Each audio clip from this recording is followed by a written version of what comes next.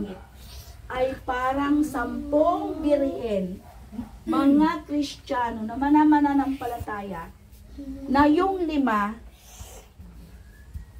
kulang sila na sa dapat sa atin, sa kanila na lang. Amen? Sa government natin, meron po sana dapat ibigay sa atin na mamamayang Pilipino. Kinukuha na lang nila. At isabuhay namin nakita sa aming buhay, O Lord God. Ipaalala mo ito lagi sa amin, Panginoon, na hindi po kami makalimot para mapunuan po yung lana sa aming buhay. Yes. Ito po yung salita mo, Panginoon. Yes, Lord. Para yung Holy Spirit mo ay nandyan lang sa amin. Yes. Na yung Holy Spirit mo, Panginoon, yun yung tanda na kami po ay iyong pinili at iyong anak, O Lord God. Yes, Lord. Para sa pagdating mo, Panginoong Jesus, Yes, Lord. makita mo yung mga ilaw na ito sa aming buhay, O Lord God. Yes, Lord. Na ito po yung Espiritu Santo mo. Lord God, tulungan mo ang bawat isa sa pang-araw-araw naming buhay. Yes, Lord. Patatagin mo ang bawat isa, O Lord God, sa aming pananampalataya. Yes, Panginoon. Gaano man kalakas, katindi ang pagsubok na darating sa aming buhay. Yes, Panginoon. Lord God, pangako mo sa amin kapag nakatayo po kami sa iyo, hindi mo kami pababayaan, Yes, ni Lord. iiwan, O Lord God. Amen. Tulungan mo ang bawat isa, Panginoon, para yung pangako mo, Panginoon, may patupad sa amin. At Yes, ganoon din Lord. sa amin, O Lord God, na maging tapat kami at totoo ang aming pananampalataya at Yes, pagmamahal Lord. sa iyo, Lord God. Yes, Maraming Lord. salamat, Panginoon. Ganoon din, itinataas namin, O Lord God, ang aming mga offering. Yes, Panginoon. I-bless mo, Lord God, sa mapaggagamitan na marami pang madating, Yes, Lord. mapuntahan. I-bless mo din ang lahat ng nagbigay. Yes, Bigay mo ang kanilang pangangailangan, ang kanilang mga kalusugan, O Lord Yes, God. Lord.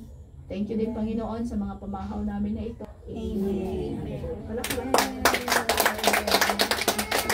God bless po. God bless. Bye. Yes, I love you with the love. Mahal kita sa Panginoon. Oh, mahal kita sa Panginoon. God bless. God bless. Hi, brother. Sabay tayo mag-agawa. Sabay tayo mag-gawa na assignment. Exercise naman. Sa'yo ay si Kristo. Huwag naman kasi ipilit ng sister. Ayun, post na. Sister! Sorry na. Sorry. Sorry na. Sorry na. Nagulang naman. Buwan kita may pamalo. Sige. Naghanap tuloy ng dahilan. Anong iniiyakan niya?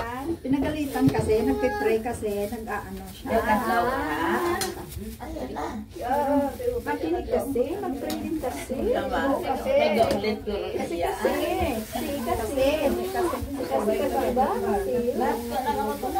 Ganito na yung pasan niya ng tinapay eh. Wow. Sige na. Hindi masarap. Gets na, gets.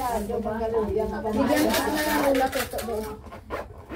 Pero kasabod na mo. Kasi, kuha ka nga doon, malaki na Doon hitapon. Ay, karon bago, pag na, mas masakit pag kung bago. Huwag ka na iyak ha. Bago ito. Walit na ako. Ay, karabaw. Ano daw? Kumalis ka. Ano daw? Galit na siya. O, diba? Siya pa yung may ganang magalit. Galit na siya. Ate, kwanto anay pamalo. Mago. Iba ang mga bata ngayon eh. Medyo marami. Chay, ari na chay. Geng.